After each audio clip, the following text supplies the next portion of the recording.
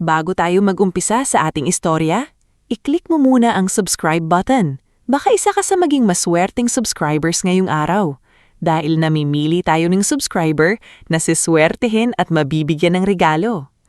At habang nakikinig ka, i-comment mo naman kung taga saan ka at anong oras ka nanonood ngayon. Dahil malay mo, ang simpleng comment mo pala ang simula ng magandang biyaya ngayong araw. Sa maliit na bayan ng San Isidro, kilala ang pamilyang Malvar hindi dahil sa yaman, kundi dahil sa malinis na pangalan. Sa gitna ng palengke, sa likod ng lumang simbahan, at sa tabi ng lumang kooperatiba, laging nababanggit ang pangalan ni Manolo Malvar kapag may usapang pera, resibo, o usapang lupa. Hindi siya mayaman, pero siya ang klase ng taong pinupuntahan ng mga magsasaka kapag may hindi silang maintindihang dokumento. Accountant siya noon sa isang maliit na kooperatiba, at kahit maliit lang ang sahod, hindi siya natuksok kahit minsan na kumupit sa perang hindi kanya. Ang asawa niyang si Corazon naman ay isang mananahi. Mula umaga hanggang gabi, maririnig sa kanilang bahay ang tunog ng makinang pantahi, sabay sa amoy ng bagong plansyang damit at kape. Doon lumaki si Yesandra Malvar, ang kaisa-isa nilang anak na babae. Bata pa lang si Yesandra, hindi laruan ang madalas niyang hawak, kundi lumang calculator, lapis at mga resibong pinapauwi ng ama niya. Habang ang ibang bata ay naglalaro sa kalsada, siya ay nakaupo sa tabi ni Manolo, seryosong nakatitig sa mga numero. "Tay, bakit hindi tugma itong total?" tanong niya minsan, habang nakakunot ang noo. Napatingin si Manolo sa hawak niyang papel at napangiti. "Aba, napansin mo agad?" "May kulang po na 250, sagot ni Yesandra. Tumawa ng mahina ang ama niya. "Tandaan mo anak, sa buhay, hindi lang dapat magaling kang magbilang ng pera. Dapat marunong ka ring magbilang ng tiwala.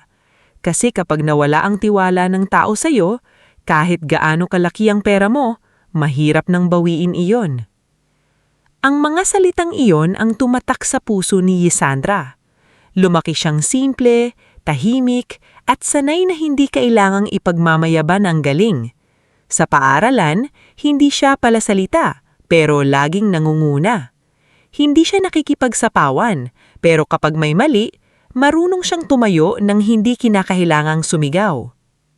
Nang magdalaga siya, lalo pang luminaw ang kagandahan niya. Hindi siya iyong klase ng babaeng mahilig sa mamahaling damit o alahas. Karaniwan lamang ang suot niya. Malinis na blusa, maayos na palda, at simpleng ipit sa buhok. Pero may tindig siya na kahit hindi mayaman, hindi mukhang madaling yurakan. Maputi ang kanyang balat, maamo ang mukha, at may mga matang tila laging may iniisip na mas malalim kaysa sa sinasabi niya. Isang hapon, habang tumutulong siya sa kooperatiba, may isang itim na sasakyang biglang huminto sa gilid ng kalsada. Umuusok ang harapan nito at lumabas mula roon ang isang lalaking nakaputing long sleeves, halatang hindi sanay sa init at alikabok ng probinsya. Siya si Caelos Veneration, anak ng may-ari ng Veneration Prime Holdings, isang kilalang kumpanya sa Maynila na may negosyo sa real estate, construction at hospitality. "Excuse me," tawag ni Caelos habang lumalapit sa bukas na pinto ng kooperatiba. "May mekaniko ba rito sa malapit?" Nag-angat ng tingin si Yesandra mula sa hawak niyang ledger. "Meron po, pero nasa kabilang barangay pa yon. Ano po bang nangyari?" "Bigla na lang namatay ang makina. May meeting ba sana ako sa munisipyo?" Lumabas si Yesandra at sinilip ang kotse. Hindi siya mekaniko, pero dahil sa probinsya siya lumaki, marunong siyang tumingin ng mga simpleng sira. Maya-maya, tinawag niya ang tricycle driver na si Mang Poldo at ang binatang si Isko na tumutulong sa talyer. Habang naghihintay, napansin ni Caelos ang mga papeles sa loob ng kooperatiba. May mga dokumento roon tungkol sa lupaing muntik ng masapakamay ng isang lending company. Narinig niyang kinakausap ni Yesandra ang ilang magsasaka. "Hindi po kayo pipirma rito, Mang Teryo," sabi ni Yesandra. "Kapag pinirma rin niyo ito, hindi lang utang ang babayaran ninyo, pati karapatan ninyo sa ani, makukuha nila." "Pero sabi nila, legal daw yan, hiha." Nanginginig ang sagot ng matandang magsasaka. "Legal ang papel, pero mapanling lang ang laman," mahinahon niyang pinaliwanag. "Hayaan nyo, kakausapin natin si Attorney Brixon Taleon bukas. Hindi kayo mawawalan ng lupa hanggat may paraan pa." Tahimik na nakinig si Kaelus.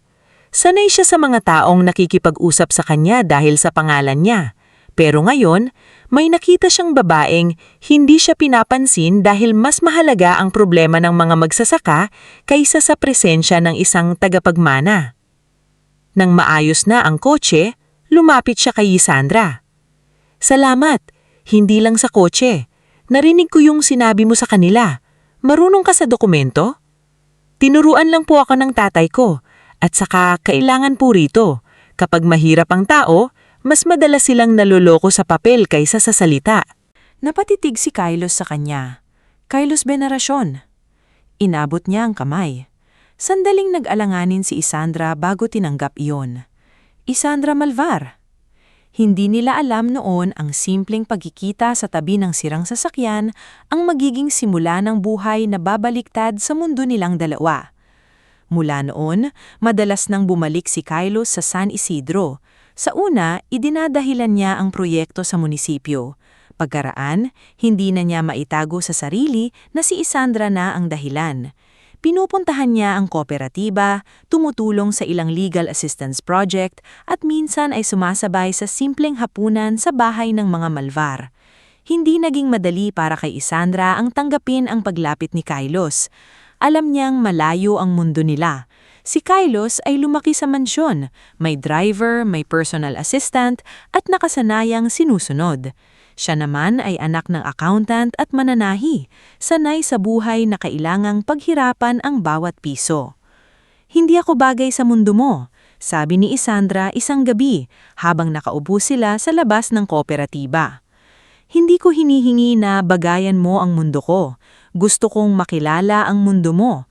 Baka sakaling doon ko makita kung sino talaga ako kapag wala ang apelyido ko." Matagal bago naniwala si Yesandra, pero nakita niya ang tiyaga ni Kylos. Hindi ito perpekto, pero marunong makinig. Hindi ito sanay sa hirap, pero hindi rin ito mapanghusga. Sa paglipas ng mga buwan, ang pag-uusapan nila tungkol sa lupa, negosyo at pamilya ay nauwi sa pag-ibig. Nang ipakilala ni Kylos si Yesandra sa kanyang pamilya, doon unang naramdaman ng dalaga ang lamig ng mundong papasukin niya. Sa mansyon ng mga Venerasyon, sinalubong siya ng mataas na kisame, makikintab na sahig at mga larawang nakasabit sa pader na tila lahat ng nakatingin ay nanghuhusga. Sa gitna ng engrandeng salas, nakaupo si Doña Leocadia Veneracion, ina ni Kylos, suot ang perlas sa leeg at titig na matalim kaysa kutsilyo. "Ito po si Yesandra, ma," pakilala ni Kylos. Tinignan ni Leocadia si Yesandra mula ulo hanggang paa. "Malvar," ulit niya, "anong negosyo ng pamilya ninyo?" Sumagot si Yesandra ng mahinahon. "Accountant po ang tatay ko noon sa kooperatiba. Ang nanay ko naman po ay mananahi." Bahagyang tumaas ang kilay ni Leocadia. "I see. So wala kayong negosyo?" "Meron po kaming maliit na pananahi na yon ni Mama," sagot ni Yesandra. "Pananahi," ulit ni Leocadia, na para bang mabigat sa dila ang salita. "How quaint." Napatingin si Kylos sa ina niya. "Ma!" Ngumiti si Leocadia pero walang init iyon. "I'm just asking. Natural lang na kilalanin ko ang babaeng dinadala ng anak ko sa bahay." Doon pa lang, alam na ni Yesandra na hindi siya tanggap, pero hindi siya nagpakita ng takot. Umupo siya ng maayos, sumagot ng may respeto, at hindi hinayaang makita ni Leocadia na nasaktan siya. Pagkaalis nila, hinarap si Leocadia si Kylos sa study room. "Hindi siya para sa'yo," malamig nitong sabi. "Hindi mo pa siya kilala." "Hindi ko na kailangang kilalanin. Kita ko na agad. Walang pangalan, walang koneksyon, walang pera. Hindi ako naghahanap ng investor, ma. Mahal ko siya. Tumawa ng maiksi si Leocadia. Ang pagmamahal, Kylos, hindi nakakapagbayad ng utang ng kumpanya, hindi nakakapagligtas ng reputasyon, hindi nakakapagpatibay ng imperyo. Hindi alam ni Kylos na sa mga salitang iyon may itinatago ng takot ang kanyang ina. Ang Venerasyon Prime Holdings, sa kabila ng ningning ng pangalan, ay may bitak na palalim ng palalim. Sa kabila ng pagtutulog ni Leocadia, pinakasalan ni Kylos si Isandra. Hindi marangya ang nais ng dalaga pero ginawang malaking okasyon ng pamilya Venerasyon ang kasal dahil ayaw nilang mugmukhang maliit sa mata ng lipunan. Naroon ang mga negosyante, politiko, socialites at ilang miyembro ng board. Nasa gilid si Nerissa Alquinto, matalik na kaibigan ni Isandra na tahimik na nagmamasdan sa mga bisita na halatang mas interesado sa apelyido ni Kylos kaysa sa kasal mismo. "Girl, daming nakatingin na parang iniimbestigahan ka," bulong ni Nerissa habang inaayos ang belo ni Isandra. Mahinang natawa si Isandra. "Hayaan mo sila, hindi naman sila ang pakakasalan ko." "Pero ang biyanan mo parang gustong kainin ng buhay." Napatingin si Isandra sa malayo kung saan nakatayo si Leocadia kasama ng isang magandang babae na suot ang mamahaling emerald gown. Si Fenella Arcega iyon, anak ni Don Severino Arcega at halatang malapit sa pamilya Venerasyon. "Siya ba yon?" tanong ni Isandra. "Oo," sagot ni Nerissa. "Yung babaeng matagal daw gustong ipareha kay Kylos." Hindi na sumagot si Isandra. Huminga siya ng malalim at humarap sa altar. Sa kabilong bahagi ng reception, naroon si Rovic Venerasyon, pinsan ni Kylos, na nakangiti habang umiinom ng alak. Ang tapang ni Kylos, nag-uwing probinsyana sa pugad ng mga buitre. "Buitre?" tanyong ng kasama niya. Tumingin si Rovic kay Leocadia. "Hindi mo ba nakikita?" Sa araw na yun, naging asawa si Isandra hindi lang ni Kylos, kundi ng buong mundong handa siyang subukin. Lumipas ang unang taon ng kanilang pagsasama. Sa labas, maginda ang larawan nila. Si Kylos, ang mabait at edukadong tagapagmana. Si Isandra, ang tahimik at simpleng asawa. Ngunit sa loob ng mansyon, unti-unting nauubos ang ngiti ng babae. Madalas bumiyahe si Kylos para sa mga proyekto sa Cebu, Davao at Singapore. Naiiwan si Isandra sa mansyon kasama si Leocadia, na hindi nagpapalampas ng araw na hindi siya pinaparamdamang dayuhan. Isang umaga, habang naghahanda si Isandra ng almusal para sorpresahin sana si Kylos na pauwi mula biyahe, pumasok si Leocadia sa kusina. "What are you doing here?" tanong nito. "Gumagawa lang po ako ng almusal." "May kusinera tayo para dyan. Hindi bagay sa asawa ng Venerasyon ang umaamoy mantika sa umaga." Napahinto si Isandra. "Sanay po ako sa ganito." "Exactly," sagot ni Leocadia. "Sanay ka sa maliit na buhay, pero nandito ka na ngayon. Matuto kang huwag ipaalala sa mga tao kung saan ka nanggaling." Masakit iyon, pero ngumiti pa rin si Isandra. "Hindi ko po kinakahiya kung saan ako nanggaling." Nanigas ang mukha ni Leocadia. "Dapat lang, kasi wala ka namang ibang maipagmamalaki." Sa mga hapunan, madalas siyang hindi kinakausap.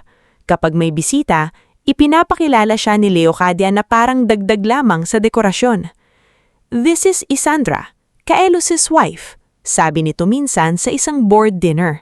"She helps with small charity matters." Small charity matters. Iyon ang tawag ni Leocadia sa mga proyektong pinagpuyatan ni Isandra para sa foundation. Hindi nito alam, sa bawat resibong pinapadaan sa kanya, may napapansin na siyang mali. Isang gabi, habang wala si Kylos, pumasok si Isandra sa study room para hanapin ang lumang donation report ng foundation. Doon niya nakita ang isang folder na naiwan sa mesa. Hindi niya sana pakikialaman, pero may nakaipit na billing statement na parehong supplier name na nakita niya sa tatlong magkaibang proyekto. Parehong halaga, parehong petsa, pero magkakaibang lokasyon. Kumunot ang noon niya. Paano naging pareho ang billing sa tatlong proyekto? Bulong niya. Binuksan niya ang isa pang folder. May mga kontrata, resibo at listahan ng suppliers. Sa unang tingin, maayos. Pero sa mata ni Isandra, may mali.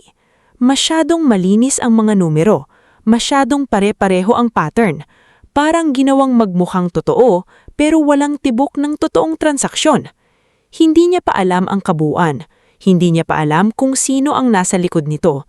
Pero bilang anak ni Manolo Malvar, alam niyang may amoy ang kasinungalingan sa papel.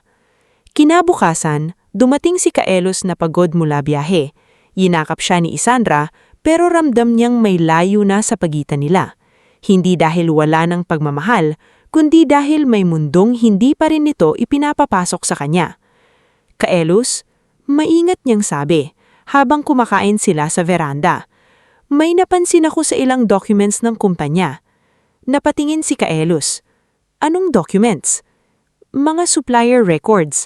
May hindi tugma. Bumuntong hininga siya. Isa, baka operational details lang yon. Hindi mo na kailangang problemahin. Hindi siya simpleng detalye. Pagod lang ako ngayon. Sagot ni Kaelos. Marahan, pero umiwas ang tingin. Tumahimik si Isandra. Doon niya unang naramdaman na kahit asawa na siya, may pader pa rin sa pagitan ng tiwala at pangalan. Sa labas ng veranda, narinig ni Leocadia ang bahagi ng usapan. Hindi siya nagsalita, pero humigpit ang hawak niya sa baso. Mula noon, mas binantayan niya si Isandra. At si Isandra naman, mas nanahimik. Hindi dahil sumusuko siya, kundi dahil nagsisimula na siyang magbilang muli. Hindi lang ng pera, kundi ng mga lihim na pilit itinatago ng pamilyang akala ay nabili na nila pati katahimikan niya. Kinabukasan matapos mapansin ni Isandra ang kakaibang numero sa mga dokumento ng Veneracion Prime Holdings, hindi siya agad gumawa ng ingay. Sanay siyang maghintay, magmasda, at magtago ng tanong sa likod ng mahinang mukha. Sa almusal, nakaupo siya sa mahabang hapag ng mansyon, habang si Doña Leocadia ay umiinom ng kape sa kabilang dulo, tila isang reyna na nagbabantay sa sariling kaharian. Kaelos left early. Malamig na sabi ni Leocadia nang napansin niyang hinahanap ni Isandra ang asawa. May meeting ba siya? Tanong ni Isandra. Business trip. 3 araw. May kailangan siyang ayusin sa Cebu. Hindi na nagsalita si Isandra. Hindi man lang siya sinabihan ni Kaelos na aalis ito.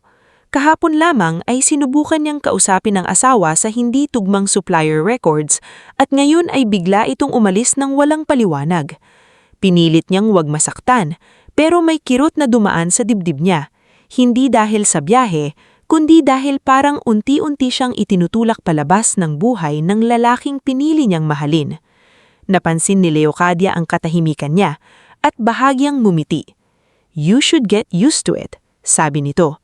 Ang mundo ng asawa mo ay hindi umiikot sa'yo. Dahan-dahang ibinaba ni Isandra ang kutsara. Alam ko po. Good! Dahil maraming babaeng hindi bagay sa buhay na pinasok nila ang nauuwi sa kahihiyan kapag hindi nila alam ang lugar nila. Tumingin si Isandra sa kanya. At ano po ang lugar ko rito, Doña Leocadia? Sandaling natigilan ng matanda. Hindi niya inaasahang sasagot si Isandra, lalo na sa ganoong kalmadong tinig. Lugar mo? Ulit ni Leocadia. Lugar mo ay sa tabi ng anak ko kapag kailangan kang ipakita sa tao.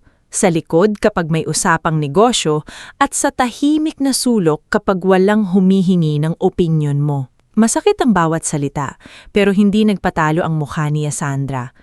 Tumanggo lamang siya. Kung ganun po, mas mabuti sigurong anatili muna ako sa foundation office. May mga report po akong kailangang tapusin. Tumayo siya bago pa makasagot si Leocadia.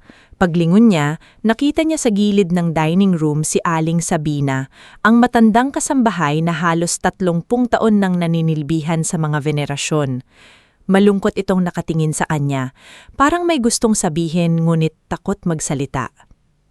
Sa foundation office nagsimula ang mas malalim na pagbusisi ni Isandra. Maliit lamang ang silid na iyon kumpara sa mga boardroom ng kumpanya, pero roon niya nakikita ang ilan sa mga papel na palaging dumaraan sa lagda ni Leocadia. May mga donation receipts, medical mission budgets, school supply projects, at livelihood programs para sa mahihirap. Sa unang tingin, maganda ang layunin ng foundation, ngunit habang tinitignan ni Sandra ang mga resibo, lalo siyang kinakabahan. Isang feeding program sa Tondo, isang scholarship distribution sa Laguna, at isang medical mission sa Batangas. Tatlong magkakaibang proyekto pero iisang supplier ang lumalabas sa resibo, Solmira Trading. Pare-pareho rin ang format ng billing, halos magkakapareho ang presyo, at pare-pareho ang pirma ng receiving officer kahit imposibleng iisang tao ang nasa tatlong lugar sa loob ng parehong araw. Hindi ito pagkakamali, bulong ni Sandra. Kinuha niya ang maliit niyang notebook at nagsimulang magsulat. Hindi siya basta kumukuha ng ebidensya ng walang sistema. Itinuro iyon sa kanya ng ama niya. Kapag may gustong patunayan, dapat malinaw ang petsa, halaga, pangalan at pinanggalingan ng dokumento. Habang abala siya sa pagsusuri, biglang bumukas ang pinto. Pumasok si Margot Ilagan, ang social secretary ni Leocadia. Laging nakaayos ang buhok at may giting hindi umaabot sa mata. Mrs. Veneracion, sabi ni Margot, Doña Leocadia wants the latest donor summary. Hindi pa ito tapos, mahinang sagot ni Sandra. She said now. Napatingin si Sandra sa hawak nitong tablet. Sabihin mo sa kanya, ibibigay ko kapag kumpleto na. Naniningit ang mata ni Margot. You know, Madame doesn't like waiting. Then maybe Madame should start liking complete reports. Hindi nakasagot si Margot. Lumabas ito na halatang napahiya. Ilang minuto lang ang lumipas, tumunog ang telepono sa mesa ni Sandra. Pumunta ka sa charity luncheon mamaya. May mga importanteng bisita. Ayusin mo ang sarili mo, huwag kang magmukhang galing sa probinsya. Hindi na sumagot si Sandra sa pang-iinsulto. Anong oras po? 12:00. Sa luncheon na iyon, lalong nakita ni Sandra kung paano ginagamit ni Leocadia ang kabaitan bilang palabas. Nasa isang mamahaling hotel ang pagtitipon.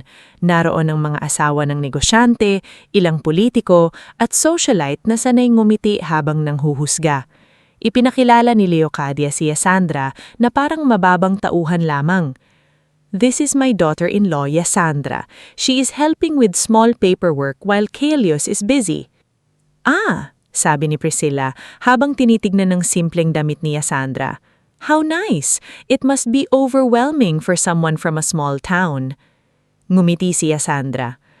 Nakaka-overwhelm lang po kapag masyadong malaki ang gastos pero maliit ang tunay na napupuntahan sa nangangailangan. Natigilan ng ilang babae sa mesa, bahagyang natapon ang hawak ni Leocadia na tsaa. What do you mean? Tanong ni Priscilla. General observation lang po. Mas maganda po kasi kung ang charity ay hindi lang maganda sa litrato, kundi malinaw din sa resibo. Napatingin sa kanya si Leocadia na parang gusto niyang lamunin, ngunit dahil maraming tao, ngumiti lang ito ng pilit. Sandra has such rural sincerity, sometimes she speaks too plainly. Mas mabuti na po ang plain kesa peke, sagot ni Sandra bago uminom ng tubig. Nang matapos ang luncheon, hinila ni Leocadia si Sandra sa isang pribadong hallway. Anong akala mo sa sarili mo? Pinapahiya mo ako sa harap ng mga kaibigan ko? Wala po akong binanggit na pangalan, pero may ipinahihiwatig ka. Kung wala po kayong tinatago, bakit kayo kinakabahan? Doon unang lumabas ang tunay na galit sa mukha ni Leocadia. Mag-ingat ka, Sandra. Hindi porket asawa ka ng anak ko ay may karapatan ka ng pakialaman ng mundong hindi mo naiintindihan. Hindi ko po kailangang maintindihan ang mundo ninyo, sagot ni Sandra. Kailangan ko lang intindihin ang mga numerong hindi nagtutugma. Iniwan siya ni Leocadia sa hallway, pero alam ni Sandra na simula noon, mas magiging delikado ang bawat kilos niya. Sa sumunod na mga araw, mas naging maingat siya. Sa halip na direktang kumuha ng dokumento, kinakausap niya ang mga taong matagal nang nasa kumpanya. Isa sa mga pangalan na palaging lumilitaw ay si Saturnuno Nino Pagulayan, matandang bookkeeper na halos 35 taon nang nagtatrabaho sa Veneracion Prime Holdings. Una niya itong nakita sa lumang archive room sa ikalimang palapag ng opisina. Nakayuko si Nino sa isang kahon ng files, naninginig ang kamay habang inaayos ang mga lumang vouchers. Mr. Pagulayan? Tawag ni Sandra. Napalingon nito at agad na namutla. Mrs. Veneracion, may kailangan po ba kayo? May itatanong lang sana ako tungkol sa Solmira Trading. Biglang nahulog sa kamay ni Nino ang hawak na folder. Hindi ko po alam yon, mabilis nitong sagot. Hindi siya pinilit ni Isandra, lumapit lang siya at tinulungan nitong pulutin ang mga papel. Takot po kayo, marahan niyang sabi. Hindi ko alam kung kanino pero halata. Napalunok si Nino.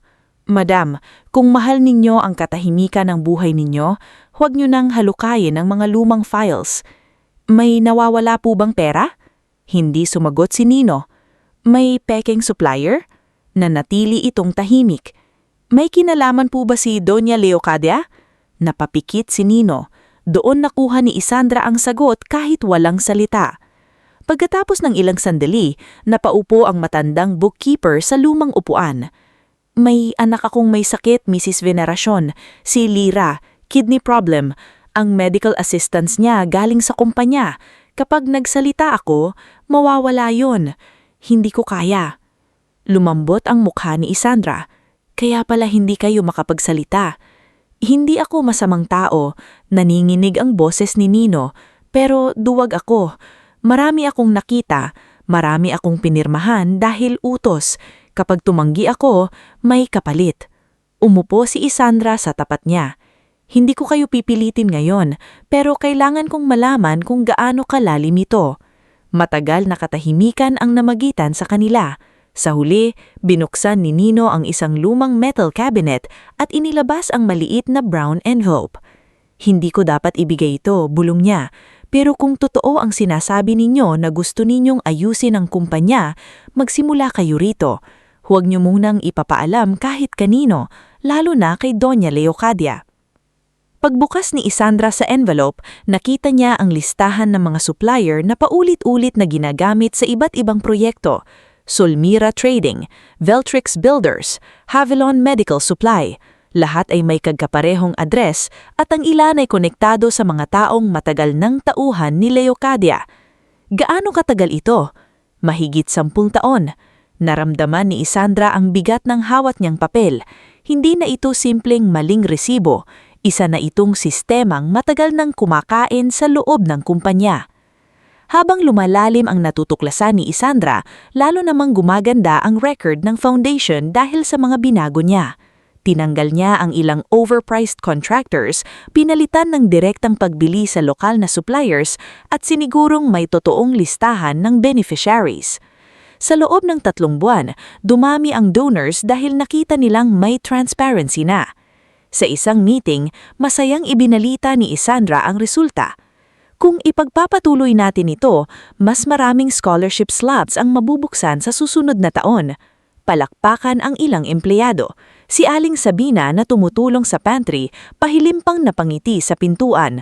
Ngunit nang dumating ang balita kay Doña Leocadia, hindi papuri ang ibinigay nito. Sa gabing yon, ipinatawag ni Isandra si Doña Leocadia sa library. So, now you're trying to make yourself look indispensable? Tanong ni Leocadia.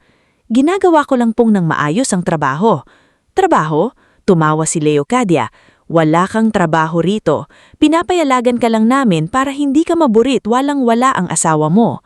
Kung ganun po, bakit ninyo ikinagagalit na gumaganda ang foundation? Dahil ginagamit mo ang pangalan namin para mukhang mahalaga. Napahinga ng malalim si Isandra. Hindi ko kailangang gamitin ang pangalan ninyo para magkaroon ng halaga. Lumapit si Leocadia, mabagal pero mabigat ang bawat hakbang. Makinig ka. Ang pamilyang ito ang nagbigay sa iyo ng apelyido, bahay at posisyon. Kung hindi dahil kay Callius, isa ka pa ring babaeng nakaupo sa lumang kooperatida ng San Isidro. Mas payapa po ako roon. Then maybe you should go back. Hindi sumagot si Isandra, pero sa gabing yon, nang bumalik siya sa silid nila ni Callius, umiyak siya ng tahimik. Hindi dahil talo siya, kundi dahil napapagod din pala ang taong laging nagpipigil. Samantala, sa isang restaurant sa Bonifacio Global City, pahilim na nagkita sina Leocadia at Fenella Arcega, kasama nila si Don Severino Arcega, ama ni Fenella, isang taong kilala sa real estate industry bilang magaling makipagkasundo pero mas galing manamantala. Your daughter-in-law is becoming a problem, sabi ni Don Severino habang hinihiwa ang steak. She is a temporary inconvenience, sagot ni Leocadia. Umayos ng upo si Fenella, maganda, elegante at sanay na makuha ang gusto. Kailas looks tired lately. Maybe he's starting to realize he married beneath him. Kailas is sentimental, sabi ni Leocadia, but he can be guided. Ano ang plano mo? Tanong ni Don Severino. Tumingin si Leocadia kay Fenella. We create distance. Doubt is more useful than anger. Kapag naniwala si Kailas na si Isandra ang dahilan kung bakit may lumalabas na impormasyon, siya mismo ang lalayo. Ngumiti si Fenella. And then we offer him the solution he should have chosen from the beginning. Hindi na kailangang sabihin ni Leocadia kung sino ang solusyon. Si Fenella iyon, mayaman, konektado at kontrolado. Nagsimula ang plano sa maliliit na bagay. May anonymous email na natanggap si Kailas tungkol sa leaked internal documents. May isang board member na nagsabing nakitang nagtanong si Isandra sa archive room. May staff na binayaran para sabihing madalas daw kumuha ng litrato ng papeles si Isandra. Pag-uwi ni Kailas mula Cebu, hindi na siya katulad ng dati. Pagod siya, tahimik, at may bigat ang titig. Yasa, sabi niya isang gabi, may lumabas na internal supplier list sa isang competitor. Napatingin si Isandra. Ano? Iyon ay sensitive, hindi dapat lumabas. At bakit mo sinasabi sa akin? Hindi agad nakasagot si Kailas. Iyon ang pinakamasakit. Tumayo si Isandra mula sa upuan. Sa tingin mo, ako? Hindi ko sinabing ikaw. Pero, naisip mo? Hinawakan ni Kailas ang sentido niya. Maraming nagsasabi na nagtatanong ka raw tungkol sa suppliers, na pumapasok ka sa archive room, na may kinausap kang employees. Dahil may mali, Kailas. Then why didn't you come to me? Lumapit ako sa'yo, sinabi ko sa'yo. Ang sagot mo, ipapatingin mo sa finance. Natigilan si Kailas. Alam mo ko ano ang masakit? Hindi yung hindi mo ako pinaniwalaan agad. Ang masakit, mas madali para sa'yo na pagdudahan ako kaysa tignan ang posibilidad na may mali sa pamilyang pinanggalingan mo. Napayuko si Kailas. I'm just trying to protect the company. At ako, sana ko sa pinoprotektahan mo. Walang naisagot si Kailas. Kanabukasan, umalis si Isandra sa mansion. Hindi siya nag-eskandalo, hindi siya nagdala ng maraming gamit, ilang damit, notebook at ang brown envelope lamang na ibinigay ni Nino ang kinuha niya. Bago siya sumakay sa kotse ni Neresa na naghihintay sa labas, nakita niya si Aling Sabina sa may pinto. Ma'am, mahinang tawag nito. Mag-iingat po kayo. Ngumiti si Isandra kahit namumula ang mata. Kayo rin, Aling Sabina? Habang bumibiyahe pabalik sa San Isidro, tahimik si Isandra. Si Neresa ang nagmamaneho pero hindi nito matiis ang katahimikan.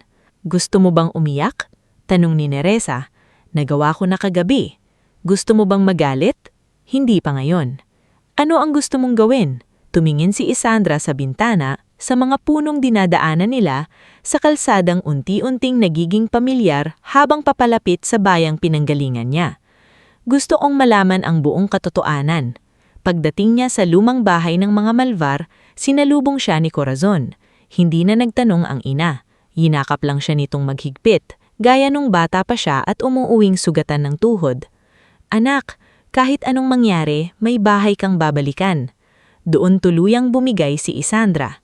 Kinagabihan, habang inaayos ni Corazon ang lumang aparador ni Manolo, may nahulog na maliit na kahon mula sa itaas. Luma na iyon, may kalawang ang kandado at may nakadikit na papel na may sulat kamay ng ama niya. Para kay Isandra kapag dumatong ang panahon na kailangan niyang malaman. Napatigil ang paghinga ni Isandra. Ma, mahinang sabi niya. Alam mo ba ito? Napaiyak si Corazon. Bilin yan ng tatay mo bago siya mamatay. Sabi niya, huwag bubuksan hanggat hindi ka hinahabol ng pamilyang venerasyon. Binuksan nila ang kahon gamit ang lumang susi na nakatago sa ilalim ng rosaryo ni Manolo. Sa loob may mga papeles na dilaw na sa kalumaan, ilang resibo ng bangko at isang liham. Naninginig ang kamay ni Isandra habang binabasa ang unang pahina. Kasunduan ng pamilyang Malvar at pamilyang Venerasyon. Napatingin siya kay Neresa na noon ay tahimik ding tumayo sa tabi niya. "Yasa," sabi ni Neresa, halos pabulong. Hindi lang ito tungkol sa foundation. Hindi makapagsalita si Isandra. Habang binabasa niya ang mga kasunod na pahina, unti-unti niyang naunawaan na bago pa siya maliitin ng mga venerasyon, bago pa siya tawaging walang pangalan, bago pa siya tratuhing parang nakapasok lang sa mundong hindi kanya, may matagal ng utang ang pamilyang iyon sa dugo, pawis at perang pinaghirapan ng mga Malvar. Sa huling bahagi ang liham ng kanyang ama, may isang linyang tila diretsyong tumama sa puso niya. "Anak, kung dumating ang araw na gamitin nila ang yaman para yurakan ka, tandaan mong hindi ka nang hihingi ng pwesto sa mesa nila. May karapatan ka roon bago ka pa nila nakilala." Sa gabing iyon, hindi natulog si Isandra. Hindi dahil sa takot, kundi dahil sa bigat ng katotohanang hawak niya. Ang babaeng pinalayas ng katahimikan ay may dala palang kasaysayang kayang yumanig sa buong pamilyang venerasyon. At sa unang pagkakataon mula nang umalis siya sa mansyon, hindi na siya umiyak. Umupo siya sa lumang mesa ng kanyang ama, binuksan ang notebook niya at sinimulang ayusin ang mga pangalan, petsa, halaga at koneksyon. Hindi pa niya alam kung paano niya haharapin si Leocadia, pero alam niya na mayon kung saan magsisimula. Kinabukasan, bago pa sumikat ng buo ang araw sa San Isidro, gising na si Isandra. Nakaupo siya sa lumang mesa ng kanyang ama sa harap ng mga dokumentong ilang taon nang itinago sa kahong may kalawang. Sa labas, maririnig ang tilaok ng manok, ang maagang pagwawalis ng kapitbahay at ang mahinang tunog ng makinang pantahi ni Corazon sa kabilang silid. Ngunit sa loob ng maliit na kusinang iyon, tila ibang mundo ang kinakaharap ni Isandra. Nasa ibabaw ng mesa ang kasunduan pagitan ng pamilyang Malvar at pamilyang Venerasyon. May mga pirma roon ng lolo ni Isandra na si Teodorico Malvar at ng lolo ni Caelius na si Don Amadeo Venerasyon. Nakasaad sa dokumento na noong nagsisimula pa lamang ang Venerasyon Prime Holdings, nang hiram ang pamilyang Venerasyon ng malaking puhunan mula sa mga Malvar, kapalit ng karapatan na magkaroon ng shares kung sakaling hindi mabayaran ng utang sa itinakdang panahon. Ngunit hindi iyon simpleng utang. Habang paulit-ulit niyang binabasa ang bawat pahina, unti-unti niyang naiintindihan ang lalim ng kasunduang iyon. Ang puhunan ng mga Malvar ang ginamit para maipatayo ang unang warehouse ng Venerasyon, ang unang opisina sa Maynila at maging ang unang residential project na naging dahilan ng paglago ng kanilang pangalan. Ibig sabihin, ang pamilyang halos tawagin siyang walang ambag ay matagal palang may pundasyon sa yaman nilang ipinagmamalaki. "Anak," mahinang tawag ni Corazon habang naglalagay ng tasa ng kape sa tabi niya. Pagod ang mga mata nito, ngunit may lungkot na matagal nang nakabaon sa dibdib. Alam ng tatay mo na darating ang araw na hahabulin ka ng pangalan nila. Ayaw niyang sanang gamitin ang mga papeles na iyan dahil ayaw niyang magmukhang naghahabol tayo ng yaman. Pero nang makita niya kung paanong ginamit ng mga venerasyon ang pera ng pamilya natin at pagkatapos ay kalimutan tayo, nasaktan siya. Bakit hindi niya agad kinasuhan?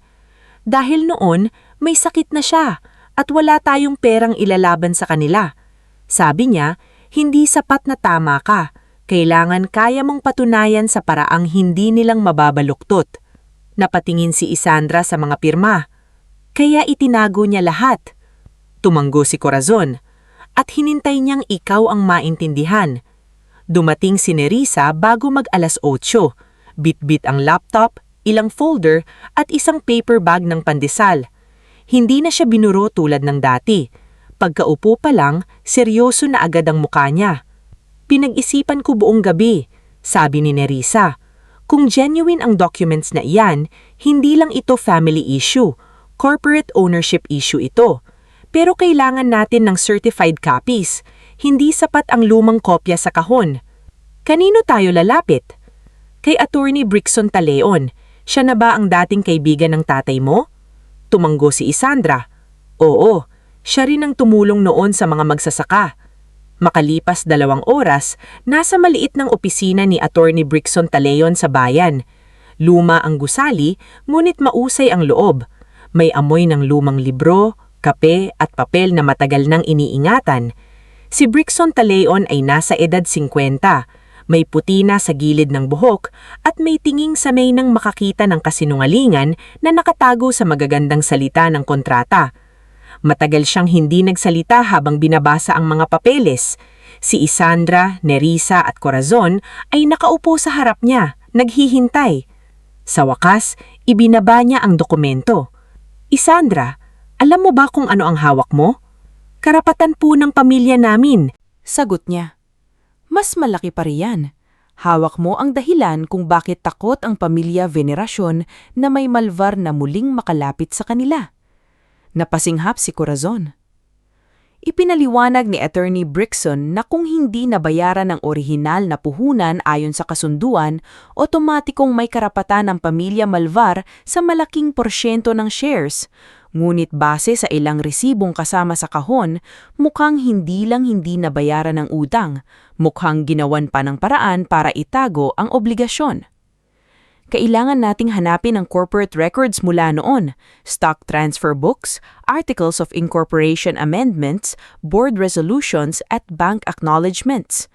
Kung may naitago ang tatay mo, malamang may kopya rin sa korte, lumang bangko at securities records. Gaano katagal ito? Tanong ni Sandra. Kung ordinaryong proseso, buwan. Pero kung may lumang reference numbers tayo, baka mapabilis. Inilabas ni Sandra ang maliit na notebook ni Manolo. Doon niya nakita ang ilang code, petsa at pangalan ng bangkong matagal nang nagsara ngunit na-merge sa mas malaking bangko sa Maynila. Nang makita iyon ni Brixon, napangiti siya ng bahagya. Matalino talaga ang tatay mo. Nagsimula ang paghanap nila. Hindi ito naging madali. Ilang araw silang pabalik-balik sa munisipyo, sa lumang registry, sa opisina ng bangko at sa Maynila kung saan nakalagag ang mga lumang corporate records. Si Nerissa ang gumagawa ng sulat at request. Si Attorney Brixon ang humaharap sa mga opisyal. Si Sandra naman ang nag-uugnay ng bawat petsa, halaga at pangalan. Sa isang archive office sa Maynila, nakausap nila si Miss Odette Razon, isang records officer na malapit ng magretiro. Sa una, ayaw nitong maglabas ng lumang kopya dahil kulang daw ang request form, ngunit nang makita nito ang pangalan ni Manolo Malvar sa liham na dala ni Sandra, sandali itong natahimik. Kilala ko ang tatay mo, sabi ni Odette. Matagal na iyon. Mabait siyang tao. Minsan pumunta rin siya rito dala ang parehong tanong. May nahanap po ba siya? Tanong ni Sandra. Tumingin si Odette sa paligid bago tumayo. Hintayin ninyo ako rito. Halos isang kalahating oras silang naghintay. Pagbalik ni Odette, may dala itong makapal na folder na may alikabok pa ang gilid. Hindi ko ito pwedeng ibigay ng basta-basta, sabi nito, pero pwede kayong mag-request ng certified true copy. Ang mahalaga, alam na ninyo ngayon na nandito pa. Binuksan ni Brixon ang folder at doon nila nakita ang unang piraso ng ebidensya na magpapatibay sa lahat, isang lumang board resolution na kumikilala sa conditional share entitlement ng pamilya Malvar. May pirma roon ng mga dating opisyal ng Venerasyon Prime kasama ang pangalan ni Don Amadeo. Napatakip ang bibig si Sandra. Hindi nila ito pwedeng itanggi. Bulong ni Nerissa. Pwede pa rin nilang subukan, sagot ni Brixon, kaya kailangan nating kumpletuhin. Habang sila ay naghahanap ng legal na ebidensya, sa mansyon naman ng mga Venerasyon ay lalong nagiging magulo ang paligid. Nabalitaan ni Leocadia na bumalik si Sandra sa San Isidro at may kasama itong abogado. Si Margot Ilaga nang nagdala ng balita, halatang kinakabahan. Madam, may request daw sa records office tungkol sa lumang Venerasyon documents. Pangalan ni Attorney Brixon Taleon ang lumabas. Napatigil si Leocadia sa pagpirma ng tseke. Brixon Taleon? Opo. Kumunot ang mukha ni Leocadia. Kilala niya ang pangalang iyon. Isa iyon sa mga abogadong minsang nakaharap ng kanyang yumakong asawa noong may lumang claim na pinilit nilang ibaon. Ano ang hinahanap nila? Tanong niya. Hindi pa malinaw, madam, pero may kinalaman daw sa old shares. Biglang tumayo si Leocadia. Tawagan mo si Fenella at si Don Severino. Ngayon din. Sa kabilang panig, si Kileus ay unti-unting nalulunod sa kalituhan. Simula nung umalis si Yasandra, hindi na naging payapa ang mansyon. Tahimik ang hapagkainan, malamig ang kwarto, at kahit ang mga lugar na dati niyang binabaliwala ay tila nagpapaalala sa kanya ng presensya ng asawa. Nasa study room siya nang nakita niya ang maliit na tasa na daming yusado ni Yasandra kapag nagpupuyat ito sa foundation reports. Hinawakan niya iyon at napapikit. "Sir," tawag ni Dalmasio, ang dating driver ng pamilya na pansamantalang tumutulong sa logistics, "nandito po si Ma'am Leocadia. Pinapatawag po kayo sa library." Pagpasok ni Kileus sa library, nandoon si Leocadia, si Finela at si Don Severino. Hindi niya nagustuhan ang ayos ng pagtitipon. "What is this?" tanong ni Kileus. "We need to talk about your wife," sabi ni Leocadia. "Yasandra is still my wife." Numiti ng bahagya si Finela, ngunit may talim ang tingin. "For now." Napatingin si Kileus sa kanya. "Excuse me?" "Anak," singil ni Leocadia. "May ginagawa si Yasandra na makakasira sa kumpanya. Kumukuha siya ng records, nakikipag-ugnayan sa abogado. Hindi na ito simpleng tampo." "Baka dahil may dahilan siya," sagot ni Kileus. Namlamig ang mukha ni Leocadia. "You're defending her now?" "Hindi ko siya nadepensahan ng dapat noon," sagot ni Kileus. "At hanggang ngayon, hindi ko pa rin alam kung ano ang totoo." Lumapit si Leocadia. Ginamit ang boses na ginamit niya kay Kileus mula pagkabata. Malambing sa ibabaw, ngunit puno ng kontrol sa ilalim. "Kileus, listen to me. That woman is dangerous because she knows how to look innocent. She will divide this family. She will use whatever paper she finds to claim what is not hers." "Anong paper?" tanong ni Kileus. Sandaling natahimik si Leocadia. Doon niya napansin na sabi niya ang hindi dapat. "Nothing. I mean, whatever fabricated document they plan to use." Pero sapat na iyon para magduda si Kileus.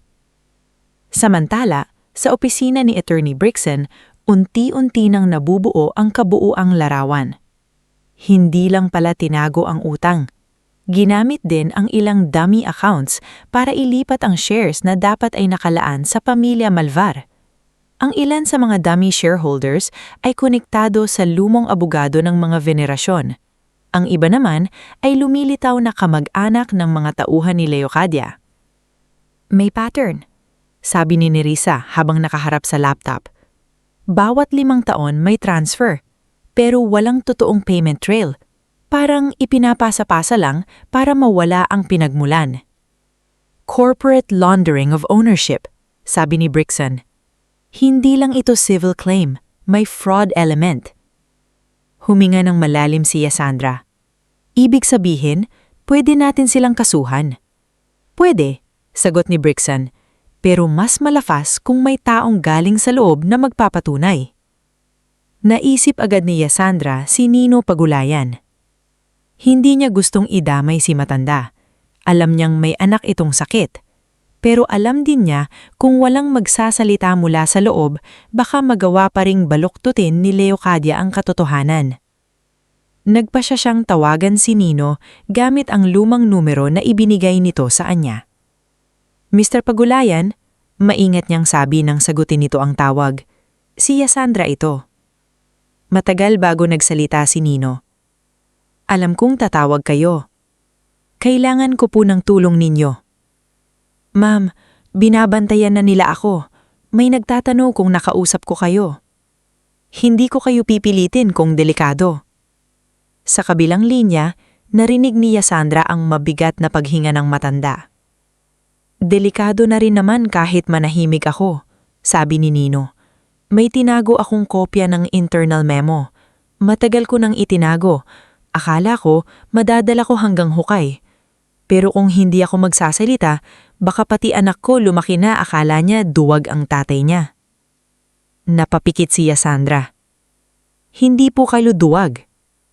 "Takot ako, ma'am, pero siguro pwede namang takot at tama ng sabay."